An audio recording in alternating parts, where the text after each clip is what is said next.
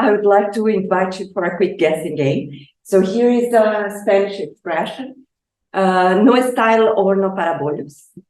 And apologies for my horrible Spanish, but the translation is the oven is not ready for cakes. And I promise you that the meaning of this expression is in one of these four alternatives.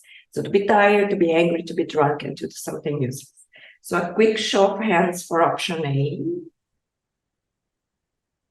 Option B, any takers? Okay, 1. Option C, to be drunk. 1. And option D, to do something useless. Okay, so we have a majority there. And let's see. So there we go. Did you have any previous knowledge? Oh, no, I just guess. So there you go. And if I could say it from my perspective, I would never be able to guess from the meaning of the expressions what the whole expression means. And this is what part of this research is going to be about. So it's modeling idiomaticity in language. And I'm going to propose this as a kind of Turing test or acid test for understanding in large language models. Okay, and what I'm going to tell you today is going to shock you a bit. So be prepared for some, I don't know, therapy sessions afterwards. So I'm going to give a quick overview of multi-word expressions. So if you haven't been introduced to it yet, this is the first opportunity that I'm going to take to do that. So apologies for that. And then I'm going to describe some of the work that we've been doing. So a wild goose chase, foolish or hopeless pursuit in search of something unattainable. If you try the machine translation, it would translate literally to several languages, like, for example, Portuguese and Spanish. So you are trying to pass a message where somebody's chasing wild geese, which is not exactly what you want, because you lose the idiomatic meaning. If you try to do text simplification, you are expressing a message that somebody's chasing a bird. And if you try to do information retrieval, searching for wild goose chase, you get lots of images of lovely birds flying around. So in 2001, Sean and Juraski considered multi-word expressions to be an open problem in NLP. And I'm glad to say that in 2024, they are still an open problem for NLP. So what are multi-word expressions? They can be thought of as recurrent or typical combinations of words that are formulaic and that need to be treated as a unit at some level of linguistic description. So they have from statistical idiosyncrasies to semantic and pragmatic idiosyncrasies. And they can be seen as interpretations that cross word boundaries. They include a lot of different syntactic constructions and different word combinations. So like verb and noun combinations, like rock the boat and see stars, verb particle constructions like take off and clear up, lexical bundles like I don't know whether. Even these recurrent sequences have been considered to be multi-word expressions. And the topic of today's talk, which is going to be mostly compound nouns. They are everywhere, from domain-specific language to literature and arts. So when you are talking about a deep learning method, you are not talking about simply about something that is profound learning experience. You are talking about a specific set of approaches. So there is some implicit knowledge there. When you are talking about indefinite leave to remain for visa purposes in the UK, there is a very precise interpretation for this. And if you like Shakespeare's and Shakespeare's plays, you are going to see them everywhere, from titles like All's Well That Ends Well to many of the languages that he employed. And they are in all languages. So in here, you can see some examples in English, in Spanish, and in Portuguese. And one of my favorite examples is this one, quebrar um galho, which means to break a branch from a tree. And this, the actual meaning of this expression is to help somebody. So if you break a branch, somebody, you are helping them. And they are really everywhere. So it's estimated that 4 multi-word expressions are produced per minute of this course. And they have been estimated to be in the same order of magnitude in the mental lexicon of native speakers. and they make up for a large proportion of technical language. So for humans, they appear to have some facilitated and faster processing compared to known expressions. But the interesting thing about them is that they have all these linguistic idiosyncrasies, and in particular, reduced semantic compositionality. So the meaning of an expression may not always be understood from the meaning of the individual words. So even if you take an expression like, for example, brick wall, it's a wall made of bricks. So there is an implicit relation there that is not being expressed explicitly. And if you take another very similar compound like cheese knife, the implicit relation there is a different one. So it's not a knife that is made of cheese, but it's a knife for cutting cheese. So even if you see a compound, you may not be able to guess what the implicit relation is between the component words. And if you're talking about a loan shark, that's even a more extreme case because it's not a shark that is for loan, but it's just a person who offers loans at extremely high interest rates. So we have this really wide spectrum of compositionality, so from more transparent combinations to very idiomatic ones. Idiomaticity seems to be linked to some variability, but it's not always predictable. And why is this a problem for NLP in particular? Because a lot of our approaches and our models adopt the principle of compositionality, where the meaning of the whole comes from the meaning of the parts. And while this is a really appealing approach to take, because it means that for any unseen sequence of words, you can always try to guess the meaning by combining the meaning of the individual words. So for example, the mouse is running from the brown cat. You may infer there is a mouse, there is a cat, the cat is modified by brown, there is a running event involving all of them. But what do you do with a sentence like Jane bought a grandfather clock? So you have Jane, you have a buying event of a clock, but what do you do with the grandfather? So the problem for a lot of these approaches is that given a combination of words, it's important to determine if they can be accurately processed by compositional methods. So first of all, you need to identify if it's a multi-word expression or not, or just a standard combination of words. And then you have to decide, at least for generation purposes, how conventional or syntactically flexible it is. So if you want to generate language and you want to generate the expression kick the bucket with the meaning of dying, you probably don't want to generate it in the passive form. Otherwise, at least for native speakers, it loses the idiomatic meaning. Once you decide if it's idiomatic or not, you have to get to the right, accurate semantic interpretation for the expression. So just taking a piece of cake out of context, can you decide if it means a baked good or if it's referring to something easy? That may not always be easy, but we seem to be doing this very quickly from an early age. So just to give you some insights about human learning of a specific type of multi-word expressions, in this case, verb particle construction. So this is a work that we did looking at the child's data of children-adult interactions. And we looked particularly at the longitudinal corpora of English-speaking children. And what we found when we compared the verb particle constructions that the children were used was that there was a lot of agreement between what the adults were using in the discourse. So whenever we saw a verb particle that was frequently used by adults, it was also frequently used by the children.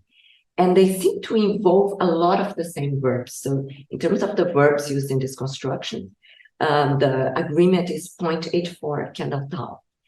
And then if we just take a moment to look at the top favorite expressions that the children on the right or the left, and the adults on the right were using, we have exactly the same 10 expressions, just in different orders.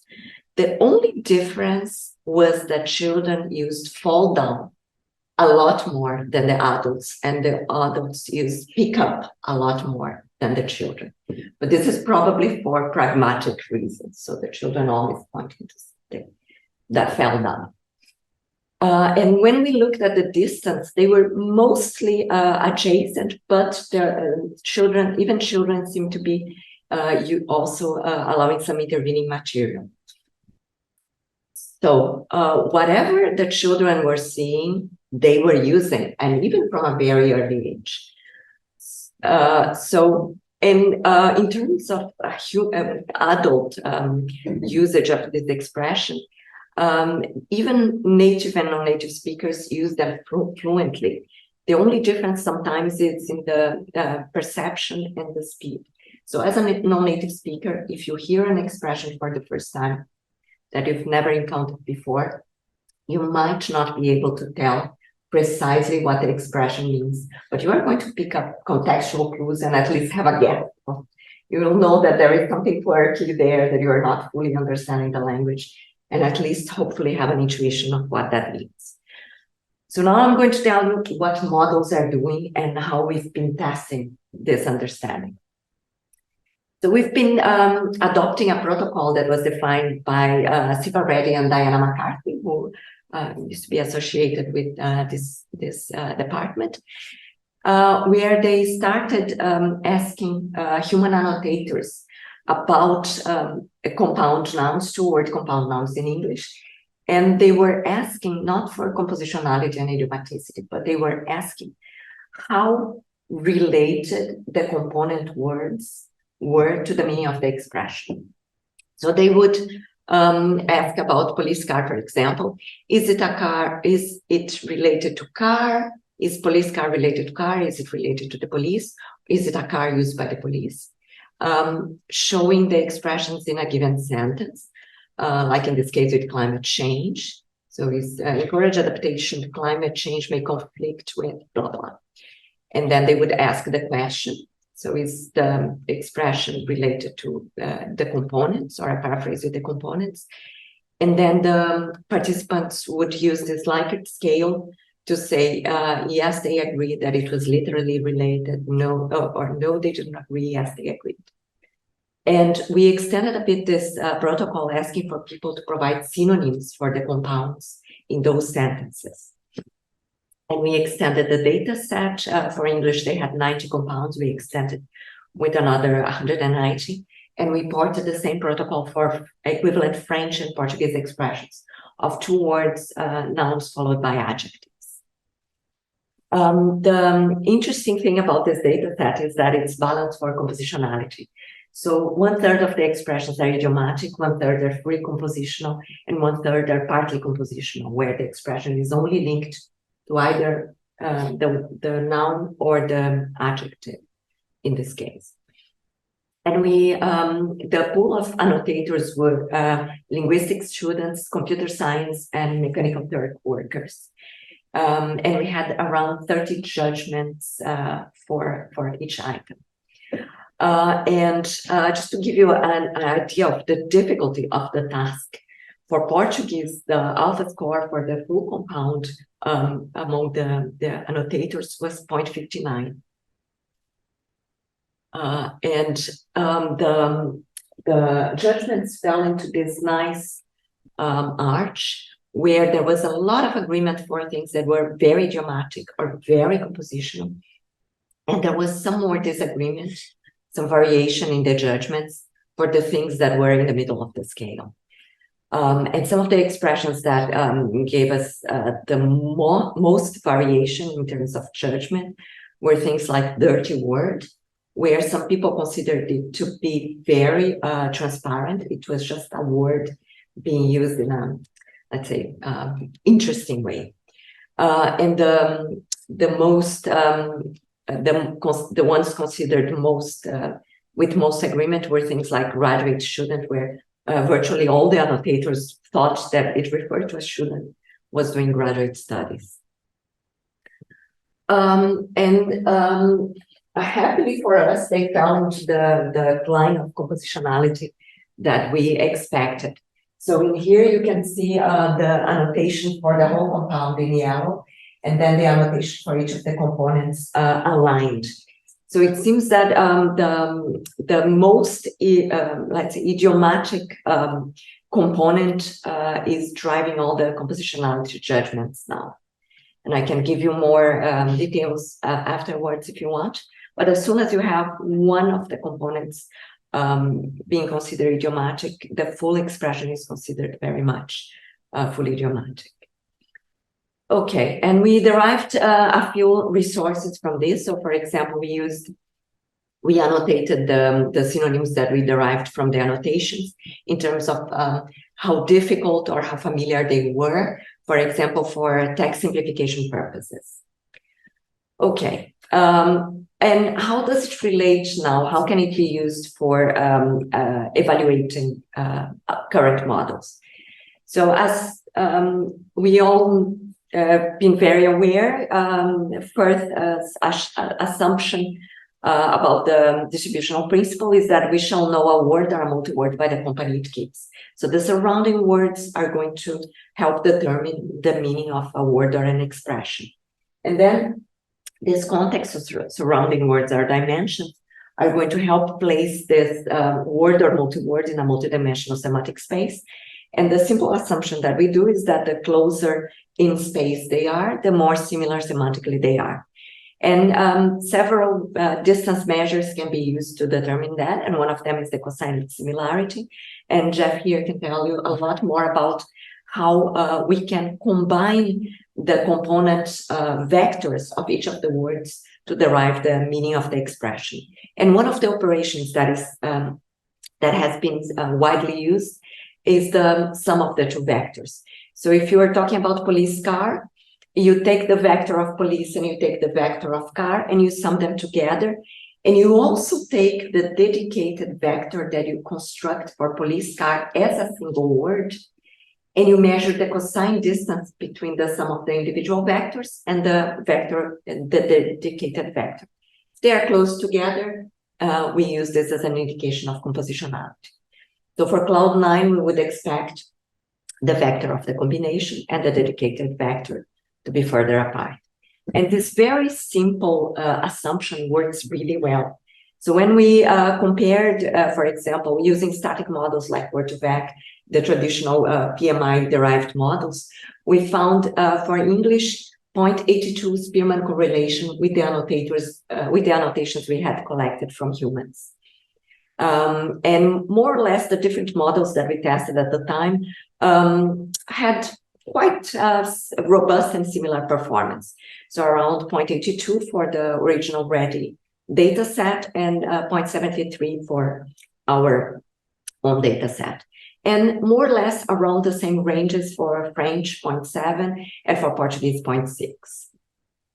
And just to give you an idea of the difficulty, the top performance that we had for Portuguese between an expert annotator who was a PhD student in translation and multi-word expression with himself a month later was 0.77 Spearman correlation. So not even the same annotator a while later could agree 100% with himself. And then you might ask, okay, but that was the static model. So the contextualized models surely do better than one, because they are so good at distinguishing and grouping dedicated vectors into clusters of senses, right? And they have performed so well in so many different tasks. So the expectation here is that even though you would have lots of different vectors representing expressions like Cloud 9, for example, one of them would be the Cloud 9 for the idiomatic meaning of to be in a state of bliss or happiness. Okay, and to have an idea of how these models were performing in this task, in 2021, we created an extended sense annotated set for our target compounds that we had tried before. And for some of the compounds, they could be ambiguous between the multi-word expression meaning and the literal meaning. So something like gold mine could be a literal gold mine where you extract the mineral, but it could also be a profitable business. And we proposed this as a shared task in 2022 where the first, given a sentence containing a compound, the first shared task tried to assess if the models could detect if there was an idiomatic meaning there. And sometimes the compounds would be used in the literal meaning, so the models needed to be able to detect if they were idiomatic or not. And we tried this for a number of languages, including Galician now. So we also had the annotations for a new language. And then once the systems detected if there was an idiomatic usage or not, we asked in subtask B if what was the representation for this expression, and if it was close to the synonym replacement or to a distractor replacement. So for something like big fish, like important person, we asked the systems if it was closer to fish or to an important person. And then we had quite a lot of interest in this shared task. So over 100 participants, 25 teams, and 16 papers. And at the time, most of the work was done using transform-based models, but there were also other architectures that were tested. And the methods that performed really well used approaches from data augmentation to different loss functions, and even dedicated injection of these expressions in the pre-trained models. And I can give you more details about it if you are interested afterwards offline. But now what I want to tell you is how we looked at this task, and I'm going to see if we can quickly present this. Be chasing an untamed ornithoid without cause. So I'm going to ask you to guess the meaning of this interaction between Dr. Beverly and Lieutenant Commander Data from Star Trek. And Data is saying, are we chased an untamed ornithoid without a cause? And I can guarantee that you know this expression. So Data is using a paraphrase. What's the original expression? We must wear goose cheese. Wild goose cheese. Well done, Jack. Thank you so much. So that's exactly it. And that's what we were asking our systems to do. So we provided the systems with the following tasks. One of them was to decide how similar they felt that a sentence, a naturalistic corpus sentence from our data set containing an expression, like, for example, armchair critic, how similar it would be to the same sentence, but this time containing a paraphrase or synonym for the expression. So in this case, bystander. And we also provided some challenges with distractors. So we tested if the same sentence, but instead of armchair critic, just had armchair, how much the systems would consider them to be similar. So the original sentence with the compound and the sentence with only one of the components. And the original sentence with the compounds and the individual synonyms for the components. So for armchair, for example, it could be sofa, it could be couch, it could be something else. And for critic, it could be judge, for example, or reviewer. So replacing the individual components without taking into account the whole compound. And then we also tested how they would do and what kind of meaning they would assume was underlying if we used a completely neutral sentence like this is a eager beaver, or this is an eager beaver, this is a something else.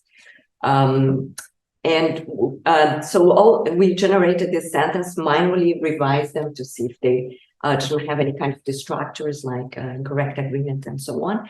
And we provided this data set in English and Portuguese to a variety of models, including, for example, Llama 2 and OpenAI. And if you look at the first step, so comparing the compound with the synonym, so we were glad to see that both for English in blue and for Portuguese in reddish color, and both for the naturalistic sentence in the dark shade and for the semantically neutral sentence in the lighter shade, all of them agreed that a sentence with a synonym was very similar to a sentence with a compound. Okay, so for a sentence like economic aid, it would be financial assistance, and for a sentence with gray matter, it would be brain. And regardless of the level of idiomaticity, the systems did really well in providing high cosine similarities with them. But when we tested with just one of the component words, how similar they thought one of the component words was to the idiomatic meaning. So in the case of economic aid, it would be the one with high similarity, either aid or economic. But for the case with gray matter, it would be also always either gray or matter. And if you use only one of them, you lose the idiomatic meaning. But once again, all the systems consider them to be the same, virtually the same meaning, with even higher cosine similarities than for the first case. And this is the case even for Llama 2 and OpenAI. And if you look here, what always strikes me is that a model like Word2Vec is not doing any worse than a model like OpenAI. And it didn't matter, they behaved like this for both compositional and for idiomatic expressions. When we try to see if replacing, they would be sensitive to the changes in meaning if we replace the individual components by each of their synonyms, again, they all seem to think that for the naturalistic sentences, nothing wrong was happening. So for economic aid, it was financial help, and for gray, it was off-white, and for matter, it was subject. For humans, it would be pretty, I don't know, straightforward to say that the idiomatic meaning was lost, but for the models, they all seem to think that they were still very similar. And now you'll be shocked when I tell you that when we compared with random replacements, they all seem to think that everything was very similar to everything else. So the take-home message from this is that the contextualized models, even the more recent varieties, very much produce high similarities no matter what. And it's not a new finding. It's been proposed before. So we have a more anisotropic space there. So the space is very compressed and everything is close to everything else. And what seems to be happening here from our analysis is that for the compound nouns, the models are using the surface form similarity between the compounds and their component words, or between the compounds and individual replacement for the components as a cue for similarity. So when we compare the overlap in terms of the sentences that we were using and the cosine similarities that were being given, there was a very high correlation. So it seems that idiomatic is still not being correctly modeled. So for these models, eager beaver would be less similar to hard worker than to a restless rodent. So conclusions. The models seem to be misled by very shallow clues from the surface forms. And we know that idioms are very language and culture specific. And one variety of a given language and one regional expression in a given language may not be understood precisely by humans in another part of the same country. But the humans are going to use the cues from the words surrounding the expression to have an intuition. And children, when we were looking at the verb particle constructions, as soon as they saw something 5 times in the data, they were using it very proficiently. So we are very fast, efficient, and smart learners. There is a whole community working on multi-word expressions and idiomaticity. And just to name a few, there was a cost action called Parsini a few years ago. And it was wonderful because it combined groups across Europe and beyond. So I participated from when I was in Brazil to propose annotation guidelines for over 20 languages for verbal multi-word expressions. And you have very detailed yes, no decision trees there that as a human annotator you can use to decide if something is compositional or not. And I'm glad to say that the bulk of that cost action led to another more recent cost action called UniDive, which is about universality, diversity, and idiosyncrasy in language technologies. So it combines people working on dependency parsing and multi-word expressions. And it's a very vibrant community. So if you are interested in being part of this community, participating in the exchanges or in the annotation efforts for the different languages, you can talk to me. I'm one of the representatives from the UK. And I can't recommend that enough. And there have been tutorials, like, for example, in 2022, we gave a tutorial at calling a rank. And there have been several shared tasks dealing not only with multi-word expressions as such, but with metaphors and figurative languages, which are super closely related. So there are different tasks, sometimes multimodal tasks, providing images and text. And then you may be asking, so is this still relevant when you are talking about GPT-4 and ChatGPT? They are so proficient, they know everything. That remains to be seen. First of all, because the models, some of these models are not open, we can inspect them as carefully as we've been doing with these other models. And these other models aren't doing well in idiomatic language. So imagine a business just taking one of these models off the shelf and using it to generate, I don't know, customer interaction and misusing idiomatic expressions. That's going to be very embarrassing. Then there is the issue that these models have been trained with as much data as they possibly can get their hands on. And there might be training contamination. So you never know if the test set that you've been using successfully to test some of the former models hasn't been used to train one of the more recent models. Luckily, as we've established, at least with Llama 2 and the OpenAI models, even if they use our data sets, they haven't yet reached the accuracy that we would want models to have.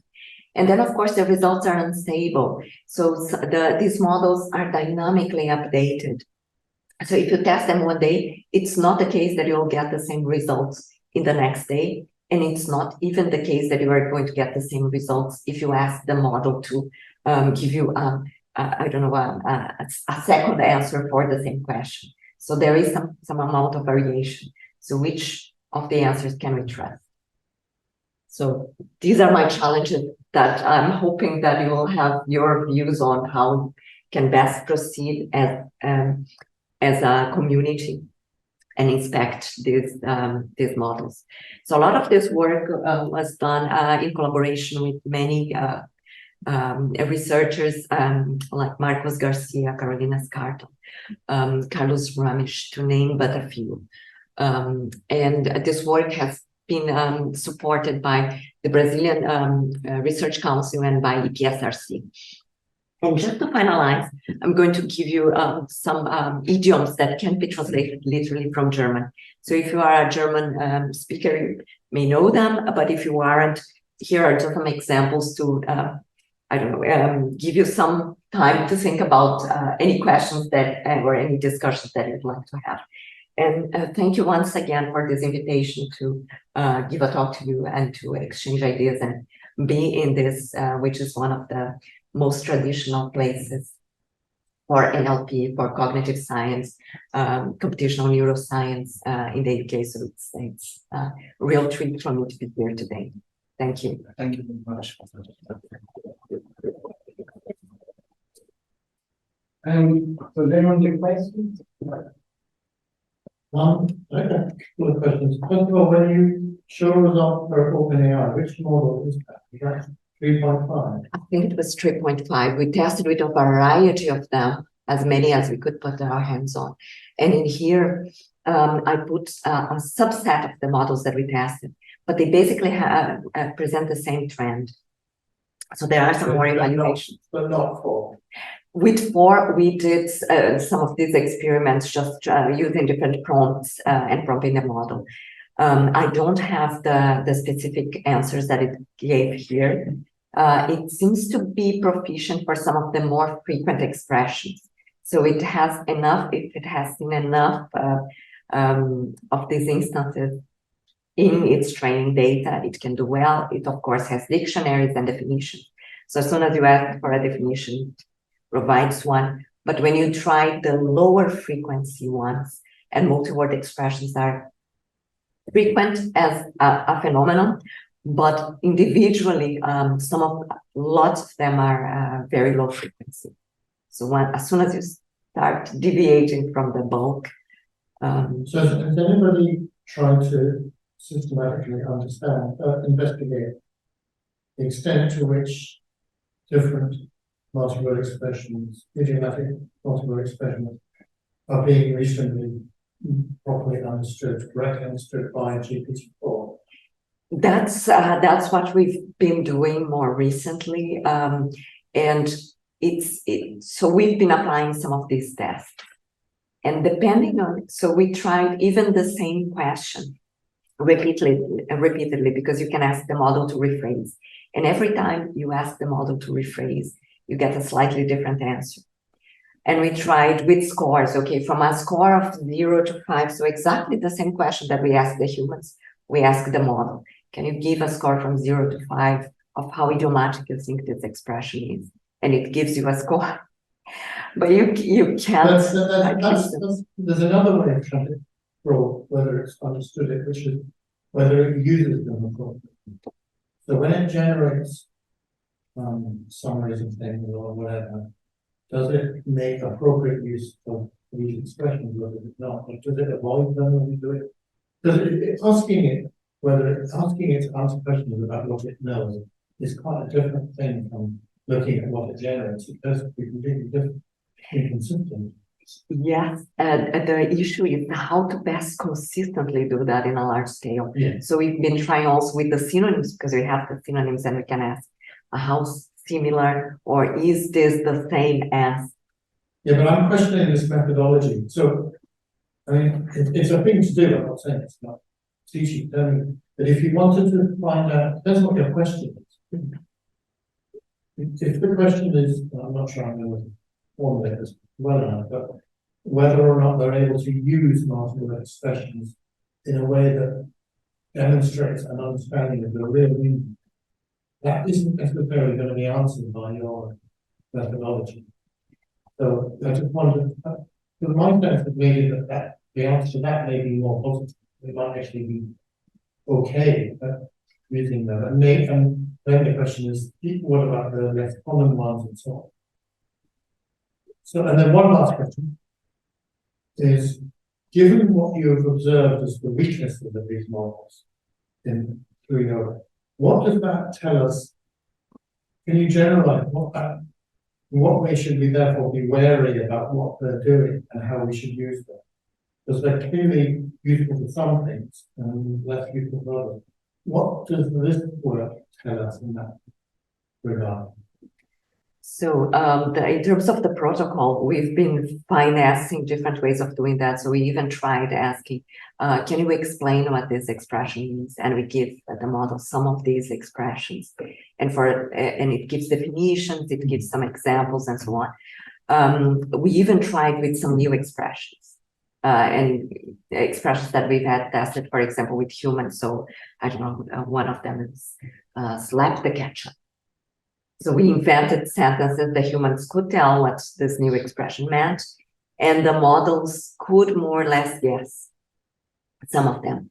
But it's one of the issues is that you don't know how much it generalizes to other similar expressions. So if I say, for example, he threw somebody to the lions, and you say, okay, he threw somebody to the wild kittens, maybe you are using this in a slightly more, I don't know, unconventional way, but you are still passing the same message. And the question is, either we test exhaustively what the models know about each different combination, or we find a more general way of probing them. And I think that's still an open question. Mm-hmm.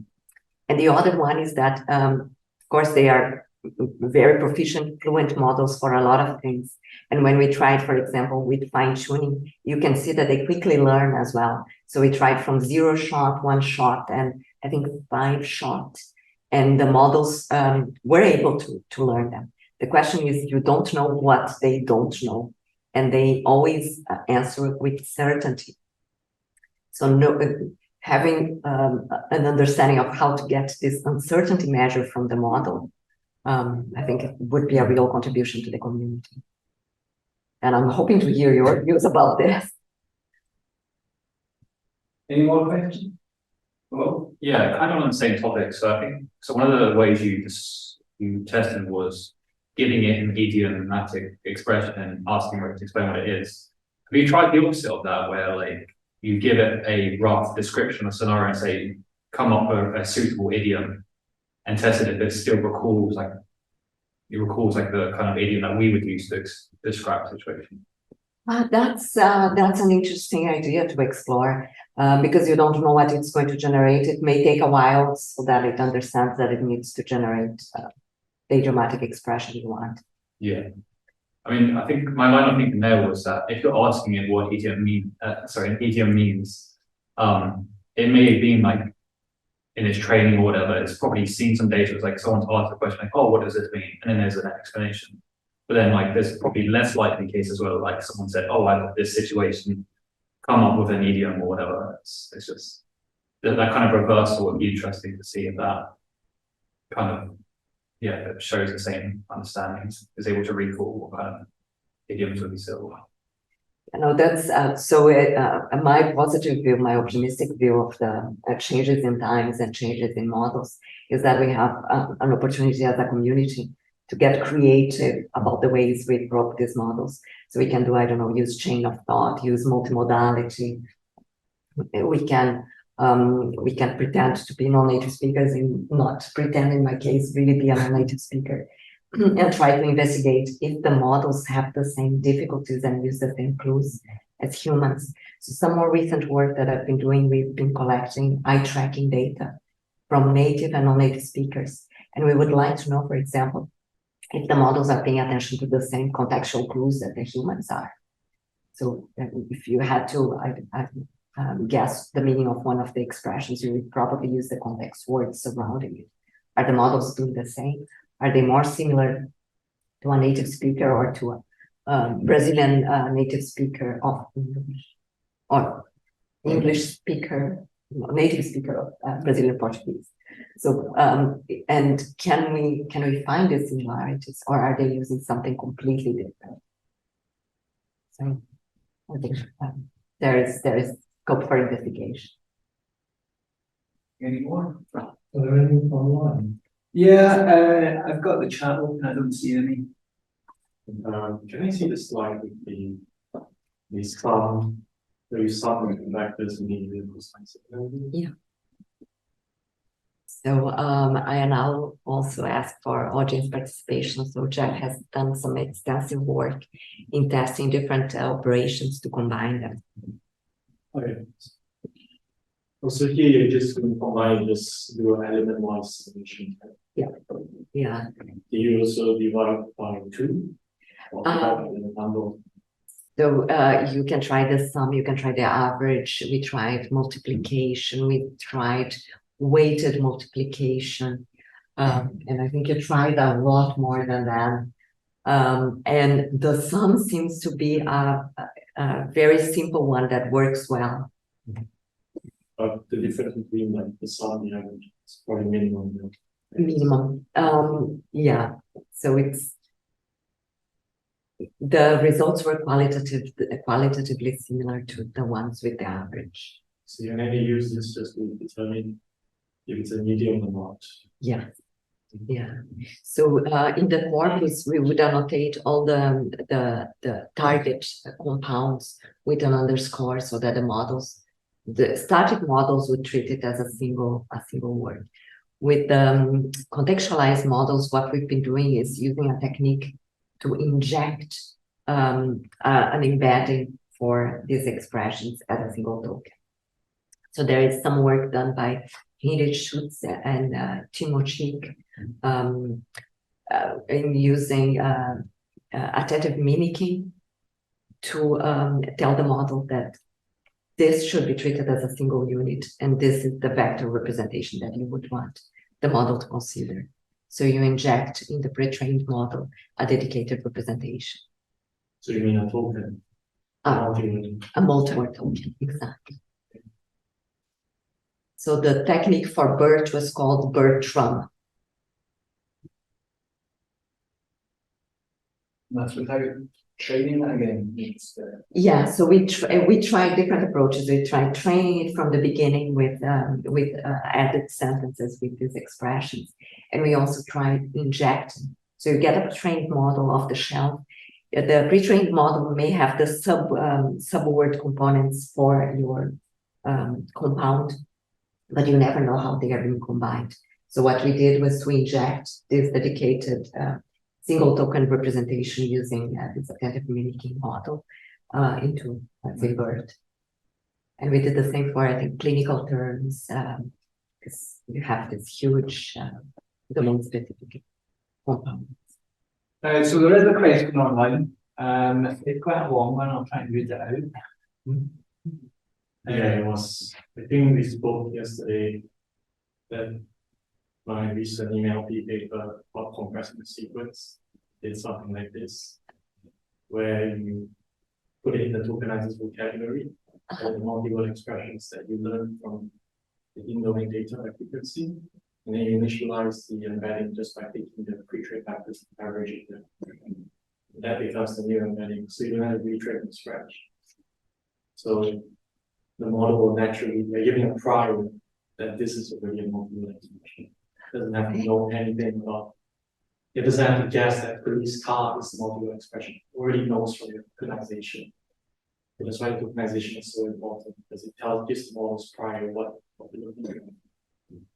So I was just thinking, like, how it was done here is also very similar. I guess the ideas all converge, like, everybody's looking at the same thing, how to solve it. So we really need to talk after the talk about how to use this, because one of the issues is exactly tokenization. If you know that something is an expression, then the model can use it as a token from scratch. But what if it doesn't?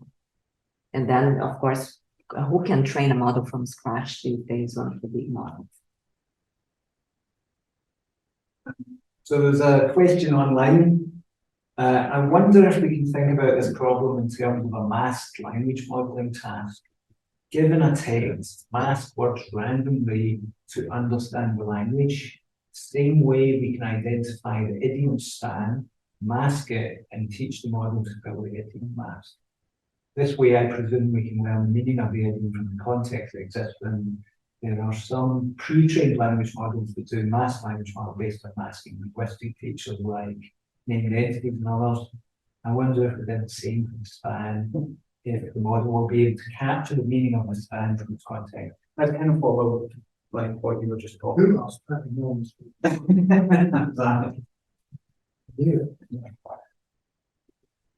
That's an interesting avenue, and some people have explored how to using some masked language models both for testing and for training.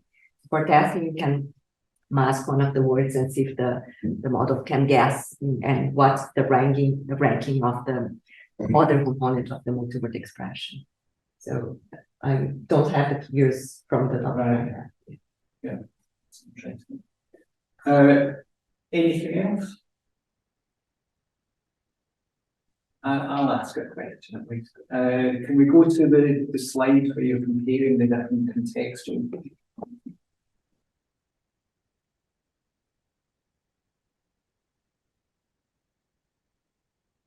So this is that with the gold standard synonym. So it's really just the comparison that you're making. Is it when you're making the comparison in context?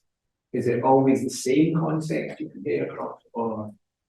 So we have for each of the compounds, we have 3 sentences, and we have all the derived. So for each sentence with that compound, we have the one with the synonym, the compound, but it's always the same sentence. Right. I was kind of wondering if that's why the similarities are so high that, well, we've talked about context and decontextualization the other day. And so I'm just wondering if whatever, well, you find that whatever you put in there ends up being very similar.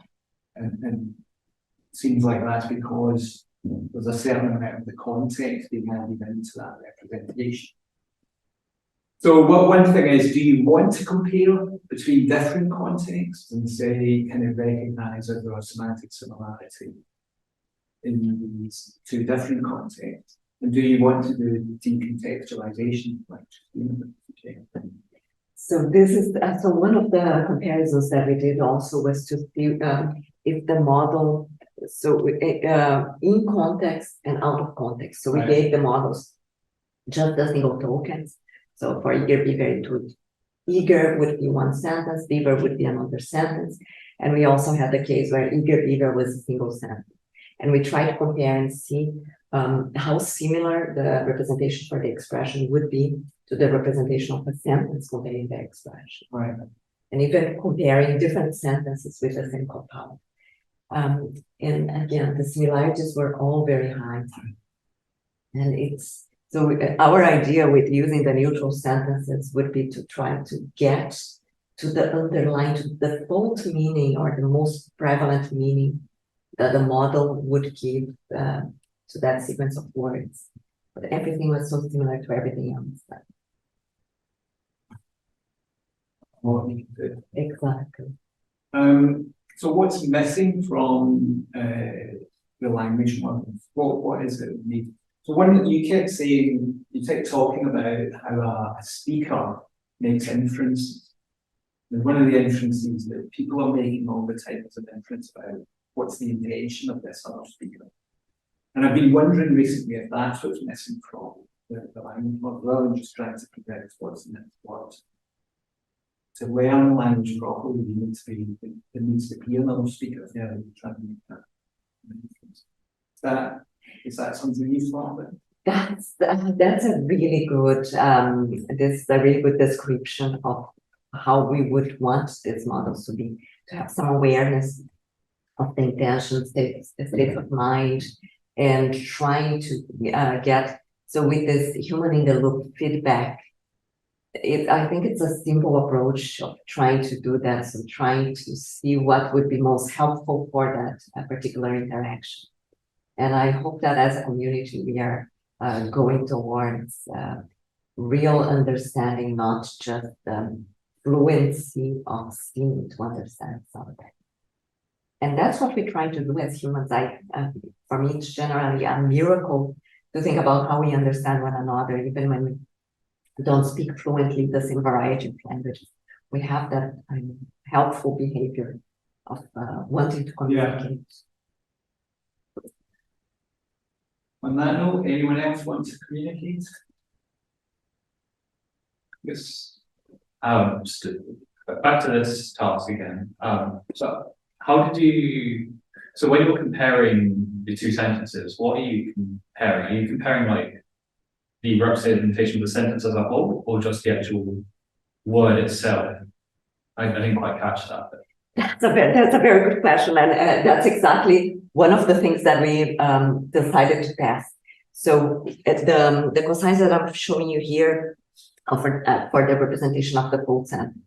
Okay. Then I have others where we just represent the areas of interest. So in this case, the compounds. So the representation of the compound is extracted from this contextual sentence. And the similarities go down considerably when you just look at the representations of the compounds, but they are still very, very similar. And even for the random replacements, they are all above chance, above what you would expect them to be. Yeah, I guess a follow-up to that then is, yeah, I guess it's not too surprising. I think the biggest issue is, I guess, also how you define similarity. Because, for example, if you have the same sentence, like completely the same, but then you like make it negative, right? So like the first was like, it is a cat, and then the second, it is not a cat. I mean, if I recall correctly, that they probably still have a very high similarity, even though semantically they're like the opposite, like it is or it isn't. I'm wondering, I'm not wondering, but I guess the discussion is also like, how do we best like how do you best represent similarity? And is even like cosine similarity or whatever we use here, like, is that even the best way? Because I mean, I don't know, it'd be interesting to see what the model is actually kind of like paying attention to the most and seeing like the things it pays attention to, like how does that change between the two consensuses rather than the whole output? Because I guess when you take the whole output, it is like in such a condensed space that no matter how much you change it, it's still going to be within like a threshold of similarity. These are really, really good questions, and these were things that we were wondering ourselves when we were doing this research. First of all, it's cosine similarity. There are so many different. So we tried, I think, Euclidean distance. We tried Manhattan distance, and there is a really helpful. I think it's the Handbook of Distances, and it has as many distances as you possibly would want to know for different types of space. So we tried some of them, but I'm hoping that we can come up with a measure that is more discriminating than just cosine. But all the ones that we tried were more or less qualitatively the same, so we just stayed with cosine. And the other thing is that we tested, we had exactly the same thought, okay, but if we are comparing the two sentences, they are so similar, it's just the compound that is changing to the synonym of the compound. And that's exactly what the models are using, so they are prioritizing the overlap that exists between the sentence and the destructor, and just relegating the important part that we want to test as, I don't know, so if the sentence has 10 words, it would be, the impact would be 2/10. So it would be just that small change.